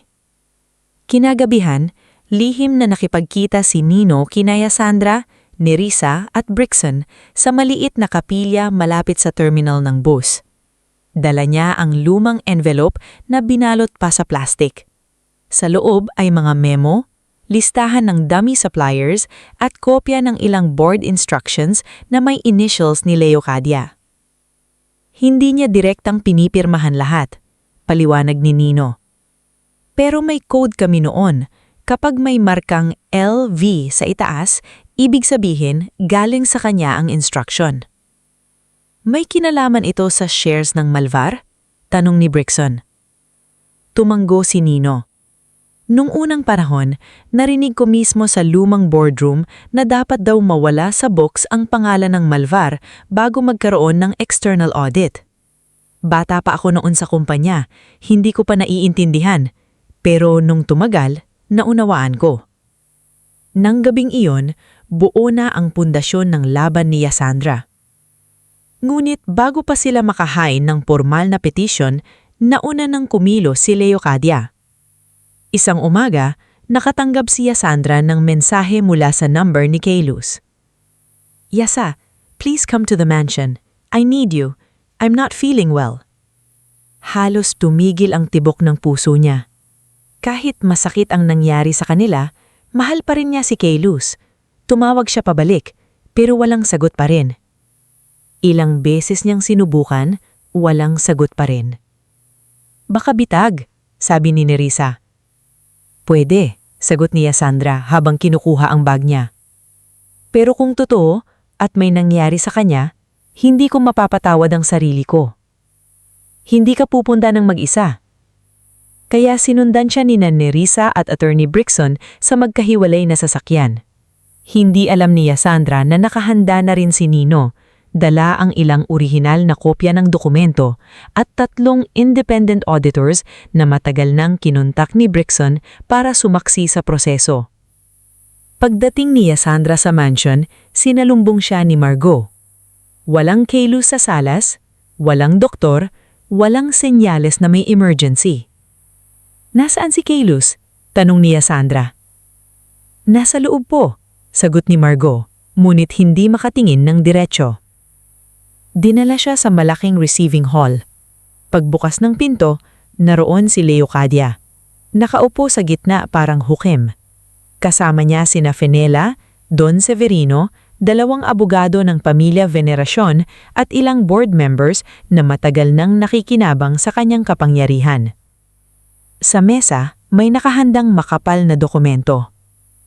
Annulment papers. Napatigil si Yasandra. Hindi dahil nagulat siya sa intensyon nila, kung hindi dahil napatunayan niya na tama ang hinala ni Nerissa. "Nasaan si Kaylus?" Ulit niya. "Hindi siya kailangan dito."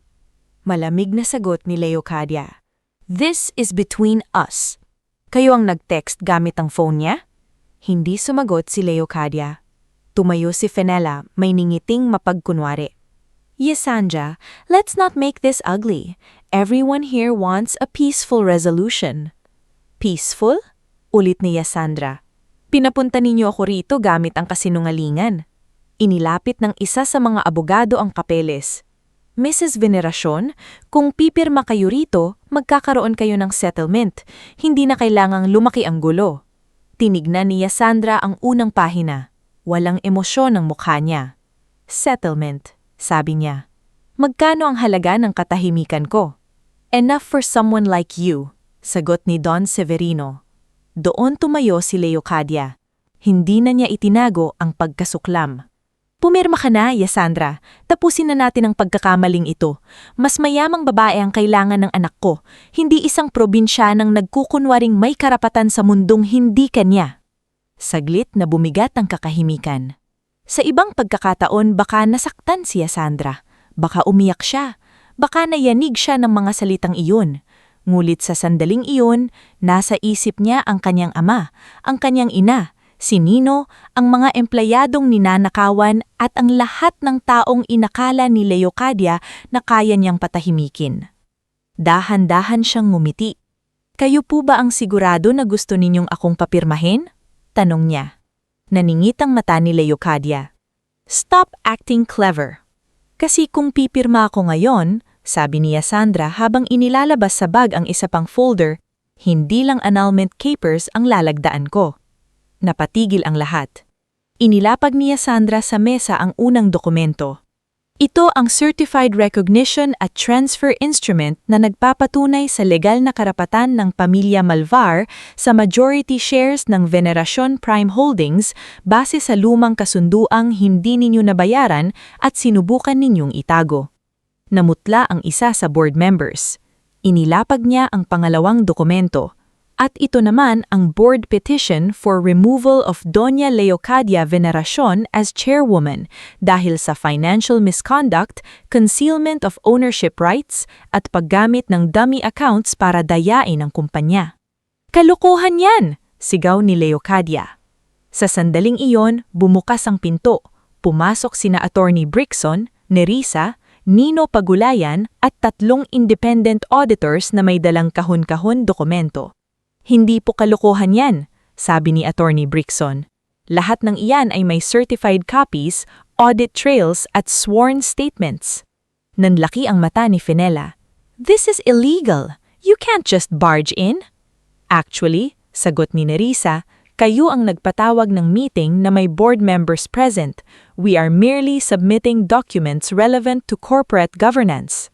Nanginginig tumayo si Nino. Ako po ang magpapatunay. Ako ang bookkeeper na inutusang itago ang ilang records. Traitor! Sigaw ni Leocadia. Napaatras si Nino pero hindi na siya umurong. Hindi po, ngayon lang ako tumigil maging duwag. Kunuha ni Sandra ang panulat sa mesa. Una niyang pinirmahan ang dokumentong kumikilala sa shares ng pamilya Malvar, pagkatapos pinirmahan niya ang petition na magpapalsik kay Leocadia sa posisyon. Hindi niya pinirmahan ang annulment papers. Itinulak niya iyon pabalik kay Leocadia. Ang kasal namin ni Kelos ay hindi ninyo pag-aari, pero ang katotohanang itinago ninyo ngayon ay lalabas na. Sa likuran nila, biglang bumukas ang isa pang pinto. Nandoon si Kelos, maputla, hawak ang sariling cellphone na halatang na yun lang mabawi sa isa sa mga tauhan. Narinig niya ang huling bahagi mang usapan. Nakatingin siya kay Sandra, pagkatapos kay Leocadia. Ma, anong ginawa ninyo? Hindi agad makapagsalita ang sinuman matapos marinig ang boses ni Kelos sa pintuan. Parang biglang tumigil ang pag-ikot ng buong receiving hall. Ang mga board members na kanina lamang ay kampanting nakaupo sa paligid ng mesa ay nag-iwasan ng tingin. Si Fenella, na sanay sa magarang ngiti at maamong kilos, ay biglang namutla. Si Don Severino naman ay tahimik na napahawak sa gilid ng usapin, tila sinusukat kung gaano nakalalim ang pagkakabaon nila sa gulong sila mismo ang tumulong gawa. Si Leocadia lang ang nanatiling nakatayo, pero kahit pilit niyang ituwid ang likod at itaas ang baba, hindi na niya itinago ang pagkagulat. Ang anak niyang matagal niyang nahubog para sumunod sa bawat salitang bibitawan niya ay nandoon ngayon, nakatingin sa kanya na parang unang beses siyang tunay na nakilala. Kelos, sabi ni Leocadia, pilit na pinapalambot ang boses. Hindi mo naiintindihan ang nangyayari rito. Dahan-dahan si Kelos na lumakad papasok sa loob. Hawak pa rin niya ang cellphone niya na ilang oras lang nawala sa kanya. Sa screen, may bakas ng mensaheng ipinadala kay Sandra gamit ang pangalan niya. Hindi na kailangan ng mahabang paliwanag, sapat na ang mensaheng iyon para malaman niya na sinadya siyang gawing bitag. Ginamit mo ang phone ko, sabi niya, halos pabulong. Pinapunta mo siya rito na parang may nangyari sa akin. Ginawa ko yon para matapos na ito, para iligtas ka. Iiligtas ako saan? Biglang tumaas ang boses ni Kelos. Sa asawa ko? Sa babaeng paulit-ulit ninyong pinahiya habang ako naman ay naging duwag na hindi siya ipinagtanggol? Masakit ang huling pangungusap hindi lang para kay Leocadia, kundi para kay Kelos mismo. Napatingin siya kay Isandra, nakatayo ito sa tabi ng mesa. Kalmado ang mukha, ngunit sa mga mata nito ay nandoon ang pagod ng babaeng paulit-ulit na kailangang patunayan ng sarili sa pamilyang hindi naman handang makinig. Isandra, mahina niyang sabi, Hindi agad sumagot si Isandra, hindi dahil wala siyang nararamdaman, kundi dahil ayaw niyang hayaan na naman ang puso niya ang manguna bago ang katotohanan. Sa loob ng mahabang panahon, mahal niya si Kaelius, ngunit sa pagmamahal na iyon, ilang beses niyang kinailangang lunukin ang pangiinsulto, pagdududa at katahimikan. Kaelius, sagot niya, mahinahon ngunit malamig. Hindi ako pumunta rito para magmakaawa. Pumunta ako dahil ginamit nila ang pangalan mo.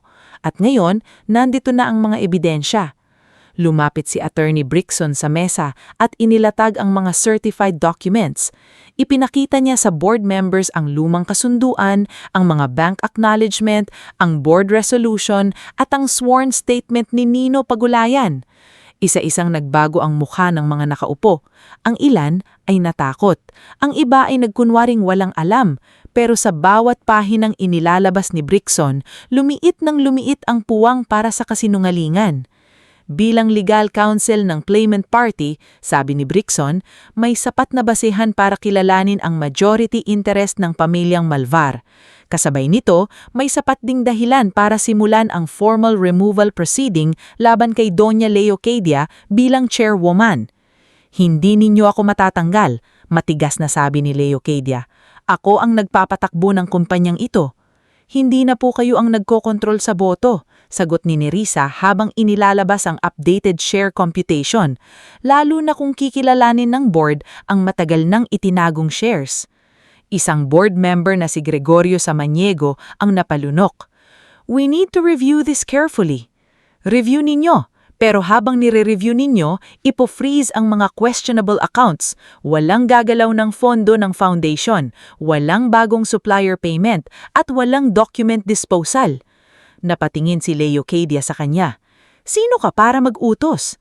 Sa unang pagkakataon, hindi na nagbaba ng tingin si Isandra. Ako ang babaeng inakala ninyong walang pwedeng ipaglaban, at ngayon, ako ang taong haharap sa lahat ng iniwan ninyong kalat. Hindi doon natapos ang gulo. Nung gabing iyon, hindi agad umalis si Leocadia sa mansion. Nagkulong siya sa study room kasama sina Finella, Don Severino at dalawang abogadong halatang hindi na kasing tapang ng kanina. Sa kabilang banda, si Kaelius naman ay sinubukang kausapin si Isandra sa veranda kung saan dati silang nag-uusap noong maayos pa ang lahat. Isandra, please, sabi niya, pigilang emosyon. Wag ngayon, sagot ni Isandra. Kailangan kong humingi ng tawad. Alam ko, pero ang tawad hindi dapat minamadali para lang gumaan ang pakiwamdam ng nagkamali. Napayuko si Kaelius. Tama ka. Matagal silang nanahimik. Sa malayo, abala ang mga auditor sa pagkuha ng kopya ng records. Nandoon si Nino, nanginginig pa rin pero nananatiling matatag. Nandoon si Nerissa, nakikipagtalo sa legal team ng venerasyon. Nandoon si Brixon, mahinahong binabantayan na walang dokumentong mawawala. Mahal kita, bulhong ni Kaelius. Pinikit ni Isandra. Iyon ang linyang minsang gusto niyang marinig sa gitna ng lahat ng sakit. Pero ngayon, hindi na sapat ang pagmamahal lang. Mahal din kita, pero hindi sapat iyon kung kapag ako ang pinagtutulungan, nakatayo ka lang sa gitna at hindi mo alam kung kanino ka maniniwala. Magbabago ako. Para sa sarili mo muna. Hindi para mabawi ako, hindi para mapatawad kita agad, para matutunan mong ang pamilya ay hindi laging tama dahil lang kadugo mo sila. Naiwan si Kaelius na tahimik habang si Isandra ay bumalik sa loob ng mansyon hindi bilang asawa na naghihintay ng pagtatanggol, kundi bilang babaeng handang ipagtanggol ang sarili. Sa mga sumunod na linggo, naging sentro ng usapan sa business community ang Venerasyon Prime Holdings. Ngunit imbes na magtago, pansamantalang tinanggap ni Isandra ang tungkuling bilang acting chairwoman habang naisasagawa ang full audit at legal review. Hindi lahat natuwa. May mga executive na palihim natatawa sa kanya. May nagsabing, asawa lang naman niya ni Kaelius. May iba namang sinabing ginamit lang niya ang lumang dokumento para makaganti. Sa unang board meeting na pinamunuan niya, ramdam na ramdam ang pagdududa. Mrs. Veneracion, sabi ni Chief Operations Officer Alfonso Yebra, with all due respect, complex ang operations natin. Hindi ito tulad ng pagpapatakbo ng charity program. Tahimik na tinignan ni Isandra. Tama kayo, Mr. Yebra. Kaya magsisimula tayo sa pinaka-basic. Nasaan ang liquidation report ng 3 construction advances na lumabas noong nakaraan quarter? Natigilan si Yebra. Pangalawa, Patuloy ni Isandra, bakit iisang supplier ang nanalo sa 4 na magkakaibang bidding kahit mas mataas ang presyo nila ng halos 30%? Walang sumagot. Pangatlo, bakit may payroll entries para sa 42 empleyadong walang employee ID, walang attendance record at walang tax filing? Doon nagsimulang magbago ang tingin ng ilan. Hindi pala siya nakaupo roon para magdrama. Alam niya ang binabasa niya. Alam niya ang hinahanap niya. At higit sa lahat, hindi siya madaling takutin. Inatasan niya si Nerissa bilang Interim Legal Compliance Officer. Hindi dahil magkaibigan sila, kundi dahil napatunayan nitong kaya nitong tumayo sa gitna ng pressure. Si Nino, sa kabila ng takot, ay inilagay sa ilalim ng Witness Protection Arrangement na inayos ni Attorney Brixon habang sinisigurong tuloy ang gamutan ng anak nitong si Lyra. Si Rovic Veneracion naman, na dati ay tila nakangisilang sa gilid ng gulo, ay biglang lumapit kay Isandra. Nakakatawa, sabi ni Rovic isang hapon sa hallway ng opisina. Buong buhay ko akala ko si Caelius ang kalaban ko. Siya raw ang paborito, siya ang tagapagmana. Pero ngayon ko lang naintindihan, pareho lang pala kaming ginamit ni Tita Leocadia. Ginamit ka paano? Tanong ni Isandra. Pinapangakuan ako ng board seat kapag sinuportahan ko siya, pero sa likod ko, sinasabi niya sa iba na wala akong disiplina at hindi ako mapagkakatiwalaan. Mapait siyang natawa. Siguro deserve ko rin. Matagal akong naniwala na mas daling sumipsip kaysa maging tama. Hindi pa huli para pumili ng tama, sagot ni Isandra. Mula noon, tumulong si Rovic sa pagkuha ng impormasyon mula sa ilang miyembro ng pamilya na matagal nang takot magsalita. Hindi siya naging bayani agad. Mayabang pa rin siya kung minsan, mabilis mainis at sanay sa pribilehiyo. Pero unti-unti siyang natutong, hindi lahat ng laban ay tungkol sa mana. May mga laban palang tungkol sa dangal. Habang nililinis ni Isandra ang kumpanya, ramdam ng ordinaryong empleyado ang pagbabago. Sa warehouse, nakilala niya si Dalmasio, dating driver na may alam pala sa maraming delayed payments sa logistics team. Sa accounting department, kinausap niya si Mirela Dacumos, isang single mother na 3 buwan nang hindi nababayarang ng tama ang overtime. Ma'am, dati kasi kapag nagreklamo kami, sinasabihan kaming magpasalamat na may trabaho. Hindi utang ng loob ang sahod, pinagtrabahuan niyo iyon. Ipinabukas niya ang hotline para sa employee complaints, ipinahinto ang ghost payroll at ipinabalik ang tamang pasahod sa mga manggagawa. Ang mga maliliit na pagbabagong iyon ang unang nagbigay ng tunay na pag-asa sa mga taong dati ay takot magsalita sa sariling opisina. Gumiwal kasi Leocadia. Bago siya pansamantalang maalis sa chairmanship habang iniimbestigahan, lumipat siya sa isang pribadong kondominium sa Makati. Doon siya madalas magpatawag kina Fenella at Don Severino. Hindi na sila makapasok sa boardroom tulad ng dati, kaya sa labas sila kumilos. Sirain natin ang pangalan niya, sabi ni Fenella habang hawak ang tablet na may draft article.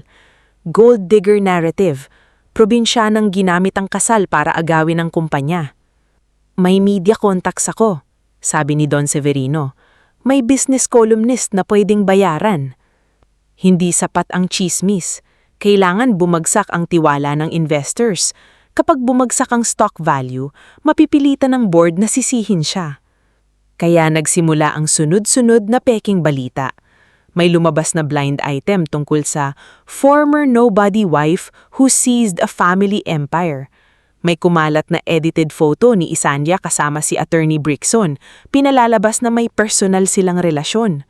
May anonymous report na sinasabing bumabagsak daw ang operasyon dahil sa emotional leadership ng bagong acting chairwoman. Sa unang araw ng pagkalat ng balita, nakabahan ng ilang investors. Bumaba ang market confidence.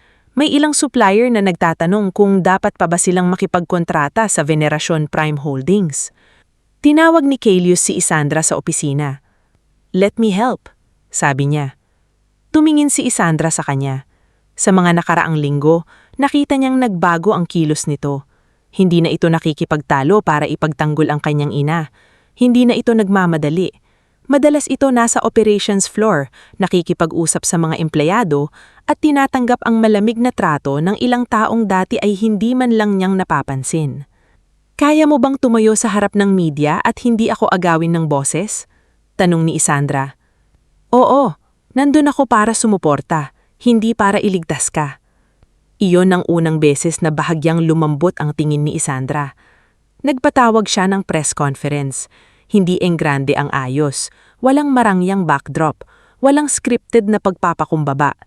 Nasa harap niya ang mga dokumento, audit summaries, employee restitution plan at timeline ng pandarayang natuklasan. Sa harap ng media, nagsalita si Isandra ng malinaw. Hindi ko inagaw ang kumpanyang ito. Sabi niya, ibinabalik ko lamang sa liwanag ang kasaysayang itinago. At hindi ito tungkol sa apelyedo ko o sa apelyedo ng asawa ko. Tungkol ito sa mga empleyadong hindi nabayaran ng tama, sa mga proyektong ginamit para magnakaw, at sa isang sistemang matagal nang pinoprotektahan ng takot. May reporter na nagtanong, totoo po bang personal revenge ito laban sa biyenan ninyo? Tumingin si Isandra diretso sa kamera.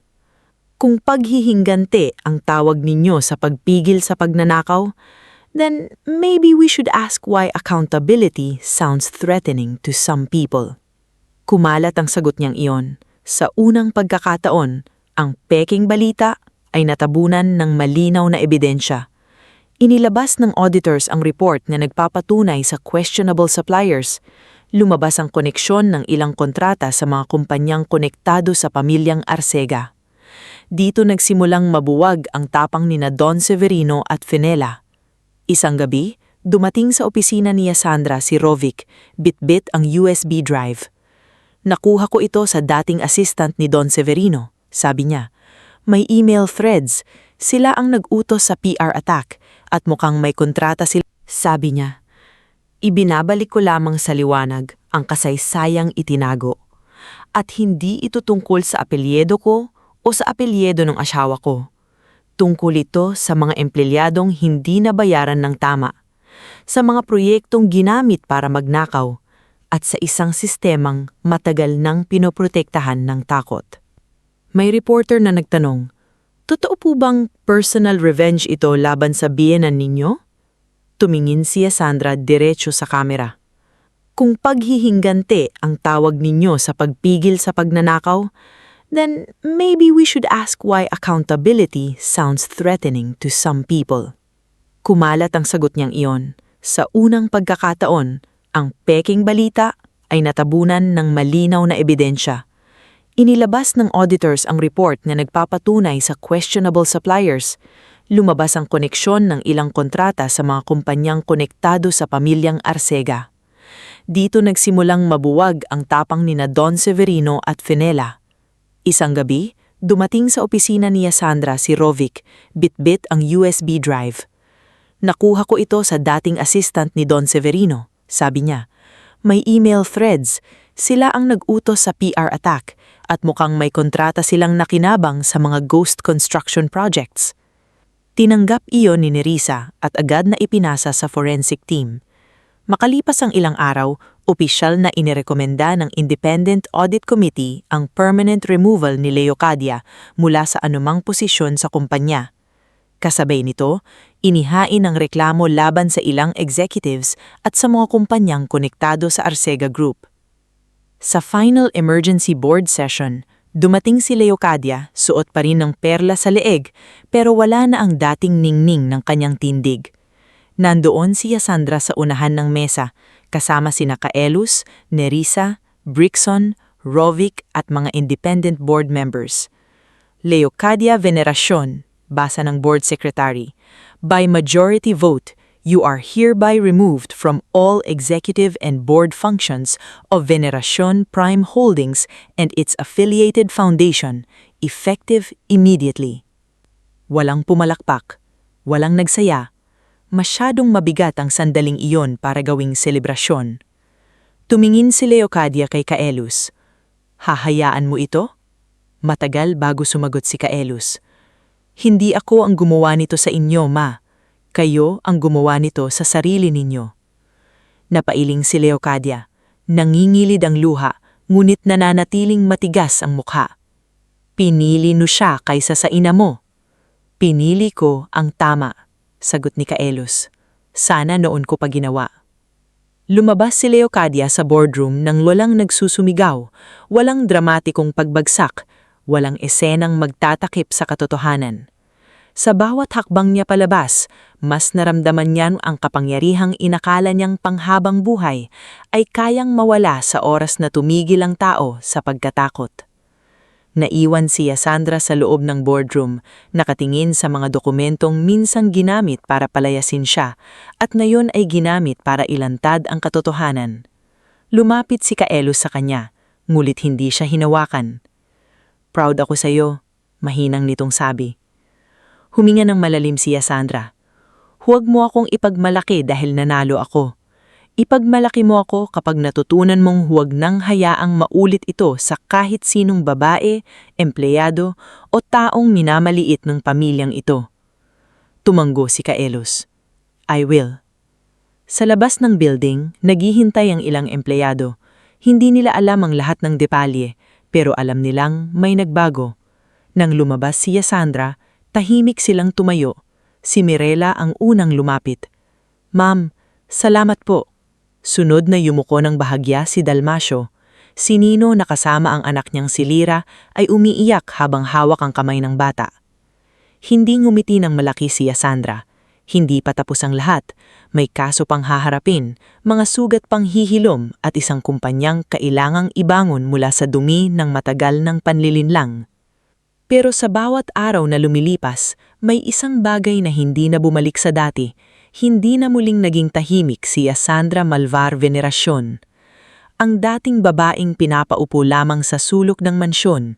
Ang dating ipinapakilalang tumutulong lang sa maliit na charity matters. Ngayon ay kinikilala na bilang chairwoman ng Veneracion Malvar Group. Iyon ang bagong pangalan ng kumpanya matapos aprobahan ng board ang pagsasama ng dalawang apelidong matagal na palang magkabit sa kasaysayan nito. Hindi iyon ginawa ni Sandra para ipamukha sa lahat ang panalo niya. Ginawa niya iyon para itama ang kasinungalingang matagal nang nakasulat sa pundasyon ng kumpanya. Sa bagong opisina niya, wala nang sobrang garang dekorasyon. Hindi niya inalis ang lahat ng mamahaling kasangkapan pero pinalitan niya ang dating larawan ni Leocadia sa gitna ng hall ng isang malaking black and white photo ng unang warehouse ng kumpanya. Sa ilalim nito ay may nakasulat, "Ang tunay na pundasyon ng negosyo ay hindi apelyido, kundi tiwala." Tuwing umaga, bago pumasok sa boardroom, dinadaanan niyon ni Sandra. Hindi para alalahanin ang sakit, kundi para paalalahanan ng sarili na ang kapangyarihan ay hindi dapat magmukhang trono. Dapat itong maging responsibilidad.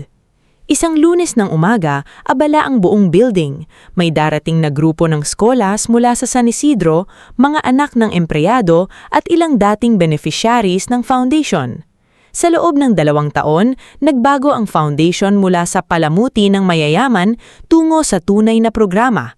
May scholarship para sa mga anak ng ordinaryong manggagawa, may livelihood center sa San Isidro para sa mga mananahi at maliliit na negosyante, at may medical assistance fund na hindi na kailangang idaan sa pakikisipsip sa makapangyarihan.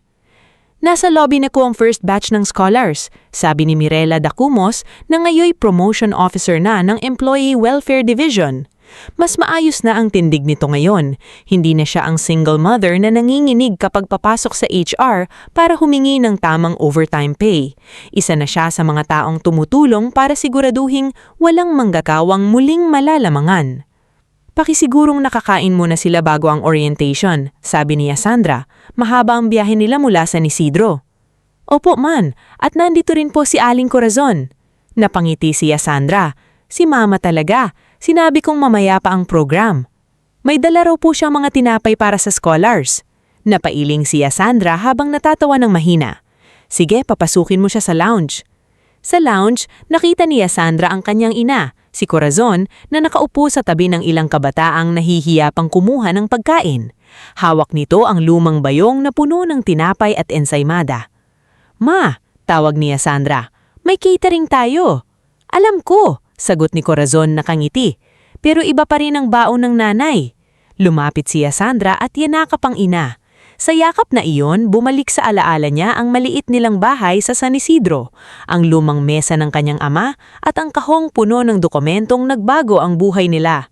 Wala nang si Manolo, pero sa bawat batang nakakapasok sa scholarship, pakiramdam niya Sandra ay parang may bahagi ng kanyang ama na patuloy na nagtuturo sa mundo ng tamang pagbibilang, hindi lang ng pera, kundi dangnal. Sa kabilang bahagi ng kumpanya, si Carlos naman ay hindi na ang dating tagapagmana na nakaupo lamang sa executive floor. Matapos ang pagbagsak ni Leocadia, hindi niya hiniling kay Sandra na kalimutan agad ang lahat. Hindi niya rin ginamit ang pagmamahal para pilitin ang kapatawaran. Sa halip, kusang loob siyang bumaba sa operations. Isang buong taon siyang nagtrabaho sa iba't ibang departamento, warehouse, logistics, procurement, at employee relations. Sa una, maraming nananahimik kapag dumarating siya. Hindi nila alam kung paano kakausapin ang anak ng dating chairwoman na naging dahilan ng takot nila sa loob ng maraming taon. Ngunit hindi nagreklamo si Carlos. Tinanggap niya ang malamig na tingin, ang iwas na sagot at ang bigat ng kasalanan na hindi man direktang kanya, matagal naman niyang hindi nakita. Si Dalmasio ang unang nagturo sa kanya kung paano talaga gumagalaw ang kumpanya sa ilalim. "Sir," sabi ni Dalmasio habang nasa warehouse sila noon. "Dati po, kapag may delayed shipment, kami ang pinagagalitan. Pero ang totoo, pinipili lang ng taas kung sinong supplier ang babayaran, depende kung sino ang may kapit." Napatingin si Carlos sa langhabang hanay ng delivery records. "Bakit walang nagsabi sa akin noon?" Hindi agad sumagot si Dalmasio. Pagkaraan, dahan-dahan siyang humarap. "Sir, paano po magsasabi ang tao sa taong hindi naman bumababa para makinig?" Tumama iyon kay Carlos ng mas malalim kaysa anumang sigaw. Mula noon, hindi na siya nagtanong para lang may sabihin. Natuto siyang makinig kahit masakit ang sagot. Si Mirela naman ang nagpamulat sa kanya kung ano ang ordinaryong empleyado na nabubuhay sa pagitan ng sweldo at utang. "Alam niyo po sir," sabi ni Mirela minsan habang inaayos nila ang employee assistance records, "kapag delayed ang overtime namin noon, hindi yun number sa payroll.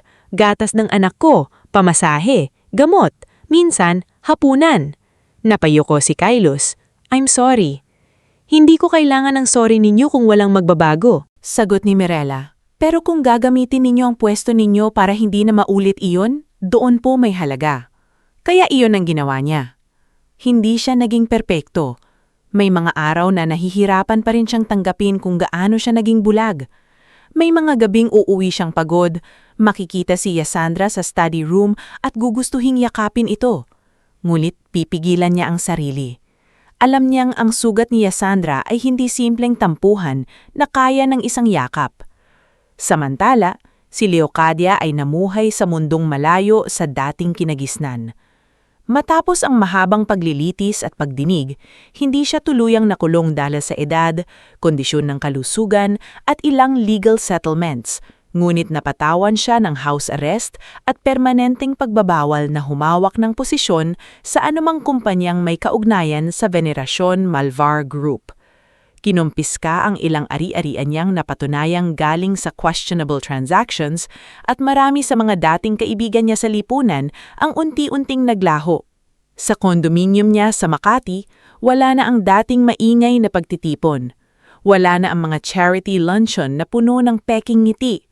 Wala na si Fenella, na matapos madamay ang pamilya Arcega sa ilang kontrata, mabilis na umalis papuntang ibang bansa kasama ang ama niyang si Don Severino habang hinaharap ng kanilang mga abogado ang mga reklamo. Wala na rin si Margot Ilagan na nakipagkasundo sa investigasyon kapalit ng testimonya. Isang hapon, nakaupo si Leocadia sa tabi ng bintana. Nanonood ng balita. Nasa telebisyon si Sandra nagsasalita sa harap ng mga estudyante sa bagong Livelihood and Learning Center sa San Isidro. "Hindi kahinaan ang pinagmulan," sabi ni Sandra sa screen. "Minsan, iyon pa ang nagtuturo sa atin kung paano hindi abusuhin ang kapangyarihan kapag dumating ito sa kamay natin." Hindi gumalaw si Leocadia. Tinitigan niya ang babae sa telebisyon, Ang babaeng minsan niyang tinawag na walang maipagmamalaki. Ang babaeng pinilit niyang palayasin. Ang babaeng inaakala niyang kayang durugin ng pera at apelido. Ngayon, pinapalakpakan iyon ng mga taong dati ay hindi niya kailanman sinadyang pakinggan. Dumating si Caelius ng araw na iyon upang dalawin siya. Hindi na madalas, pero hindi rin niya tuluyang tinalikuran ng ina. Hindi niya kinalimutan ang kasalanan nito, pero pinili niyang huwag maging kasing tigas ng pamilyang lumaki sa galit at kontrol. "Ma," bati niya pagpasok. Hindi agad sumagot si Leocadia. Nakatitig pa rin ito sa telebisyon kahit tapos na ang balita. "Masaya ka ba?" tanong niya sa wakas. Natigil si Caelius. "Sa pagbabago ng kumpanya?" "Oo." "Sa kanya?" Alam ni Caelius kung sino ang tinutukoy nito. "Oo," sagot niya, "pero hindi dahil hawak niya ang pwesto ninyo. Masaya ako dahil hindi siya naging katulad natin." Napatingin si Leocadia sa anak. May kirot sa kanyang mata, ngunit wala ng dating talim. "Galit ka pa rin sa akin?" "May mga araw na oo," tapat na sagot ni Caelius. "May mga araw na naaawa ko. May mga araw na miss ko kayo bilang nanay ko. Pero hindi ko na kayang ipagpalit ang tama para lang maging anak na sumusunod." Tumulo ang luha ni Leocadia, tahimik at mabigat. "Akala ko kapag naprotektahan ko ang pangalan natin, maproprotektahan ko rin kayo. Hindi ninyo kami prinotektahan, Ma. Kinulong ninyo kami sa takot." Wala nang sagot si Leocadia. Sa unang pagkakataon, hindi siya nakipagtalo. Samantala, ang relasyon ni Sandra at Caelius ay hindi bumalik sa dati dahil hindi na iyon ang layunin. Ang dati ay puno ng katahimikan na tinatakpan ng pagmamahal.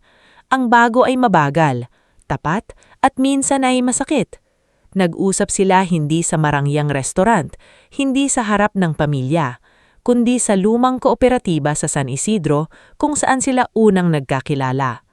Doon inimbitahan ni Sandra si Caelius isang hapon matapos ang inauguration ng Livelihood Center. Nakaupo sila sa labas, sa parehong lugar kung saan minsan niyang sinabi na hindi siya bagay sa mundong ito. "Naalala mo pa ba rito?" tanong ni Caelius. "Dito ka humingi ng mekaniko," sagot ni Sandra. "At dito ko unang narinig na mas delikado minsan ang papel kaysa salita." Mahina siyang natawa pero agad ding naging seryoso. "Yasa, matagal kong inisip kung paano ako hihingi ng tawad nang hindi parang hinihingi ko rin na bumalik kaagad." Tumingin si Sandra sa kanya. "At anong naisip mo?" "Na hindi sapat ang tawad kapag gusto ko lang mawala ang guilt ko. Kaya hindi ko na sasabihing kalilimutan mo. Hindi ko rin sasabihing hindi na mauulit kung hindi naman araw-araw kong papatunayan." Hininga siya ng malalim. "Ang masasabi ko lang ay natutunan kong ang asawa ay hindi pinoprotektahan kapag madali lang. Lalo siya dapat panindigan kapag siya ang pinagtutulungan ng lahat." Tahimik si Sandra. Sa loob ng 2 taon, marami na siyang narinig na apology. May mula sa empleyadong natakot magsalita, may mula sa board members na nanahimik, may mula kay Rovic na dating nakikisakay sa pangmamaliit. Ngulit ang tawad ni Caelius ang pinakamatagal niyang inihintay at pinakakinakatakutan. Dahil kapag pinatawad niya ito, kailangan niyang tanggapin na hindi na siya ang babaeng dating sugatan lamang. Isa na siyang babaeng may kakayahang magmahal nang hindi nawawala ang sarili. "Hindi na ako babalik sa dati nating pagsasama," sabi niya. Tumanggo si Caelius kahit halatang nasaktan. "Naiintindihan ko. Pero pwede tayong magsimula sa bago," dugtong ni Sandra. Napatingin sa kanya si Caelius, halos hindi makapaniwala. "Hindi madali," sabi ni Sandra. "Hindi mabilis, at hindi ibig sabihin na burado na ang lahat." "Tatanggapin ko iyon," sagot niya, "kahit gaano kabagal." Sa ilalim ng lumang bubong ng kooperatiba, walang engrandeng yakapan, walang musika, walang palakpak. Hinawakan lang ni Caelius ang kamay ni Sandra at sa unang pagkakataon matapos ang lahat, hindi niya iyon binawi. Dumating ang ikalimang anibersaryo ng Venerasyon Malvar Foundation. Ginawa ang pagtitipon sa bagong community hall ng San Isidro, hindi sa hotel. Nandoan ang mga scholars, empleyado, dating beneficiaryo, board members, at mga taong naging bahagi ng pagbabagong hindi inakala ng marami. Naroon si Nino Pagulayan kasama si Lira na mas malusog na ngayon matapos ang matagumpay na gamutan. Naroon si Nerissa, ngayon ay Chief Legal and Ethics Officer ng grupo. Naroon si Rovic na namumuno na sa Corporate Social Enterprise Arm, mas kalmado na kaysa dati. Naroon din sina Mirela at Dalmasio na kaupo sa unahan bilang kinatawan ng mga empleyado. Nasa gilid si Kelos, hindi nasa gitna, hindi umaagaw ng pansin. Nang tawagin ang pangalan ni Yasandra, siya ang unang tumayo at pumalakpak. Umakyat si Yasandra sa entablada. Suot niya ang simpleng puting barong-inspired blouse na tinahi mismo ni Corazon. Sa harap niya ay hindi mga mayayaman na nais magpakuha ng litrato, kundi mga taong tunay na naapektuhan ng desisyon na ginawa nila. Noong una akong pumasok sa mundo ng venerasyon, akala ng iba wala akong dala, wala raw akong pangalan, wala raw akong yaman, wala raw akong karapatang umupo sa mesang matagal nang nilang inangkin. Tahimik ang buong hall. Pero natutunan ko na ang karapatan ay hindi laging ibinibigay ng makapangyarihan.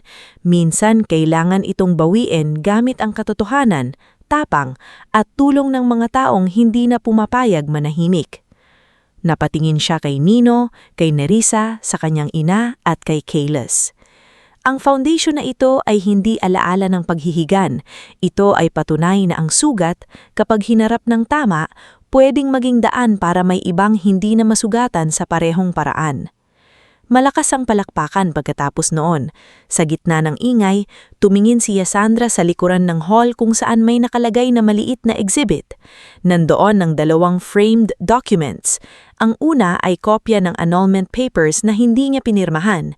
Ang pangalawa ay ang dokumento na kinilala ang karapatan ng pamilya Malvar at nagpaltis sa dating pamumunang nagnakaw ng tiwala ng marami. Hindi niya iyon inilagay para ipagyabang. Inilagay niya iyon bilang paalala. May mga papel na ginagamit para manakit at may mga papel na ginagamit para magpalaya. Sa malayong kondominium sa Makati, pinanood ni Leocadia sa telebisyon ang buong programa. Nang makita si Yasandra na yinakap ni Corazon sa entablada at si Kelos na tahimik na nakatayo sa tabi ng asawa, tumulo na naman ang luha niya. Hindi na iyon luha ng galit, hindi rin iyon luha ng inggit. Iyon ay luha ng babaeng huling naintindihan na ang pamilyang pilit niyang prinoprotektahan sa pamamagitan ng kayabangan ay muntik niyang wasakin gamit ang sarili niyang mga kamay. Sa dulo ng programa, bumaba si Yasandra sa entablada at lumapit si Kelos sa kanya. "Pagod ka na?" tanong nito. "Medyo," sagot niya, nakangiti. "Uuwi na tayo?"